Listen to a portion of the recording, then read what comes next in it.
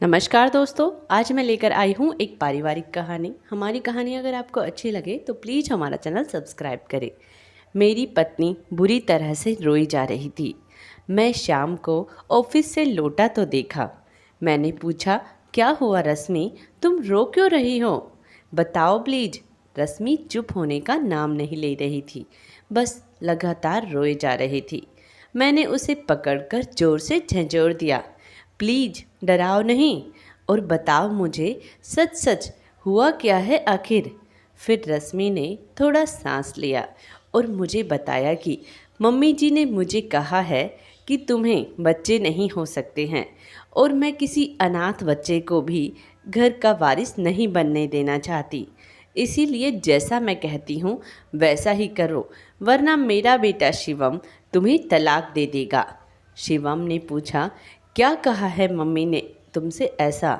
तब रश्मि ने बताया कि कोई बाबा है, उनके पास जाने के लिए कहा है।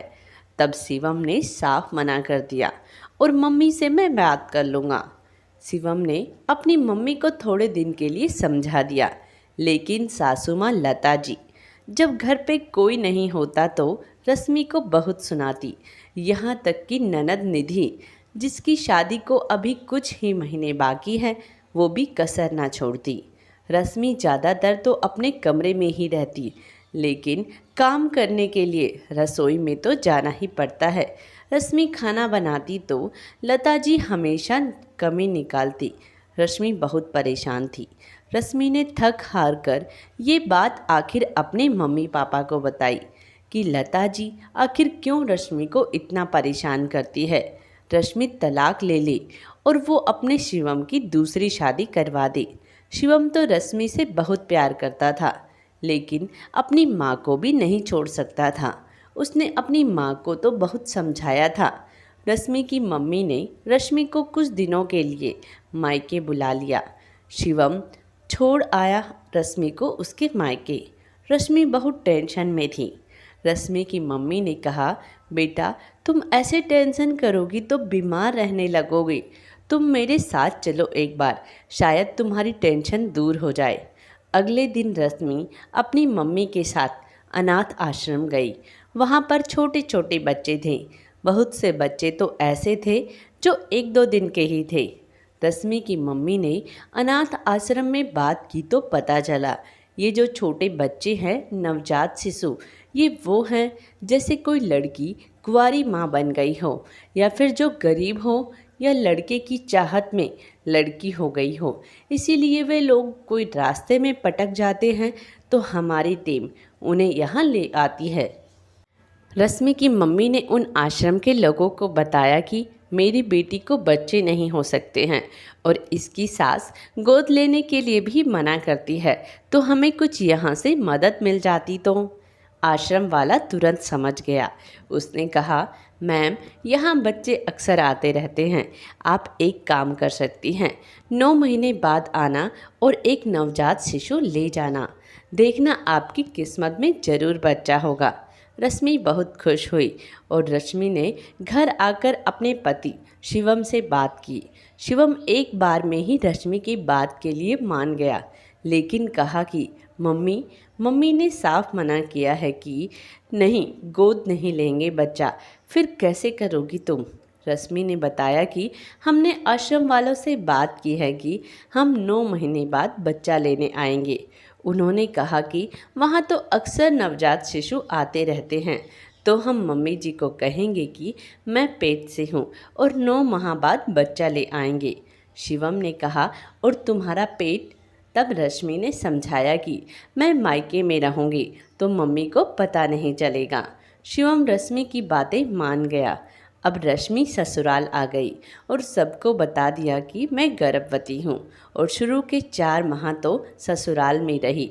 सभी बहुत ख्याल रखते। सुबह में दूध, फल, जूस सभी कुछ घर पे आता और रश्मि थोड़ी मोटी भी हो गई, जिससे किसी को शक भी नहीं हुआ।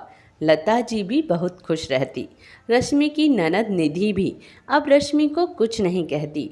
निधि की शादी की तैयारियां चल रही थी और जैसे ही निधि की शादी हुई और रश्मि अपने मायके आ गई, शिवम ने कहा कि रश्मि को अब बेड रेस्ट चाहिए। मम्मी वो यहाँ नहीं हो सकता और अब बाकी समय रश्मि अपनी मम्मी के साथ रहेगी, जिससे अच्छे से देखभाल भी हो जाएगी। लता जी कोई लापरवाही नहीं चाहती थी अपने घर के पहले बच्चे को लेकर, इसीलिए तुरंत रश्मि को मायके जाने के लिए हाँ कह दिया। रश्मि मायके चली गई और बाकी 5 महीने बाद जैसे ही डिलीवरी का समय आया तो लता जी ने कहा, बहू को यहाँ बुला लो। शिवम ने अपनी मम्मी की बात को अनसुना कर दिया। 9वें महीने के 10 दिन ही निकले थे कि आश्रम वालों को फ़ोन आया कि एक नवजात शिशु आया है। रश्मि ने कहा, अभी तो 9 महीने भी पूरे नहीं हुए हैं। लेकिन रश्मि की मम्मी ने समझाया कि नहीं बेटा, 9 महीने पूरे नहीं होते हैं, कभी कभी तो बच्चा पहले हो जाता है, इसीलिए अब हमें बच्चे को लेने जाना चाहिए। अगले ही दिन शिवम अपने ससुराल आ गया और सभी लोग आश्रम गए तो वहाँ पर एक नन्ही सी प्यारी सी छोटी सी गुड़िया थी। हमको वह बहुत पसंद आई। उसकी छोटी सी प्यारी सी मुस्कान, पता नहीं माँ होकर अपने दिल पर पत्थर रखकर कोई कैसे अपने कलेजे के टुकड़े को अपने से दूर कर सकता है। शिवम और रश्मि बच्ची को लेकर आ गए। शिवम ने अपनी मम्मी को बताया कि रश्मि ने एक बेटी को जन्म दिया है। शिवम की मम्मी बहुत खुश थी। कोई बात नहीं, बेटी आई है तो पहली बच्ची है घर की। अगले दिन रश्मि की सासू माँ लता जी और ननद निधि भी मिलने आई। तब रश्मि लेटी हुई थी। लता जी बहुत खुश हुई अपनी पोती को देखकर और डांटने लगी कि मुझे क्यों नहीं बुलाया हॉस्पिटल। तब रश्मि की मम्मी ने बताया कि रात को दर्द शुरू हुए थे, हमने आपको परेशान नहीं करना चाहा। लता जी ने कहा, अब बस जल्दी ठीक हो जाओ, पर अब अपने घर चलना है, बस अब नहीं छोड़ूंगी यहाँ। थोड़े दिन बाद रश्मि अपनी बेटी को लेकर अपने ससुराल आ गई। सब अच्छा चल रहा था, लेकिन लता जी ने ध्यान दिया कि लता उसे अपना दूध ना पिलाकर बोतल से दूध पिलाती है। लता जी ने एक बार कहा कि अपना क्यों नहीं पिलाती। तब रश्मि ने बहाना लगाया कि मेरा दूध कम बनता था, फिर बोतल लगा दी तो इसने छोड़ ही दिया। लता जी अब ज़्यादा नहीं बोली। रश्मि और शिवम भी बहुत खुश थे।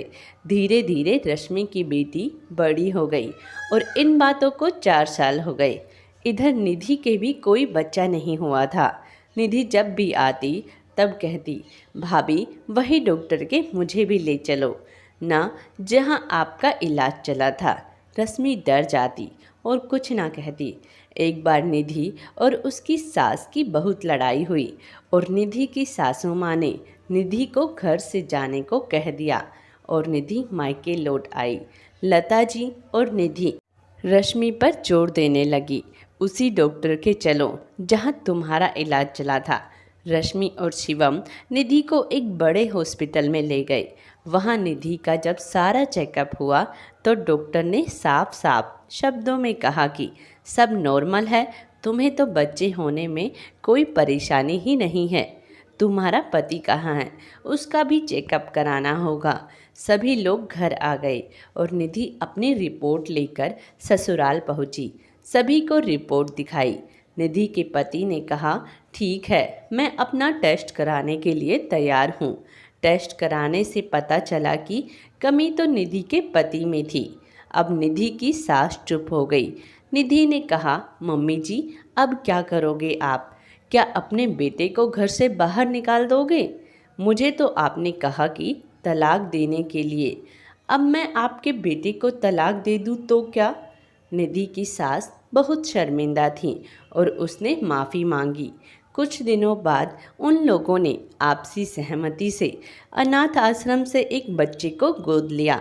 लता की सास भी बेटी का घर बस गया, ये देखकर बहुत खुश थी। निधि जब अपने बच्चे को लेकर घर आई तो लता जी उसे बहुत लाड़ करती। रश्मि और शिवम ये देखकर बहुत आश्चर्यचकित रह गए। उन्होंने कुछ कहा तो नहीं, लेकिन रश्मि मन ही मन सोचती, बेटी तो बेटी ही होती है, बहू चाहे कितनी भी अच्छी हो, बेटी नहीं बन सकती। बेटी ने अनाथ आश्रम से बच्चा लिया तो खुशी खुशी उसे अपना लिया और बहू के लिए साफ मना कर दिया था। वो तो शुक्र है शिवम जी ने मेरा साथ दिया। भगवान सभी को खुश रखें। दोस्तों, यह कहानी आपको कैसी लगी? कमेंट्स बॉक्स में ज़रूर अपने विचार दें और बताइए कि क्या सास अक्सर ऐसी ही क्यों होती है? वो भी तो माँ होती हैं और बहू भी तो किसी की बेटी होती है। दोस्तों, अगर आप हमारे चैनल पर नए हैं तो प्लीज़ हमारा चैनल सब्सक्राइब करें। धन्यवाद।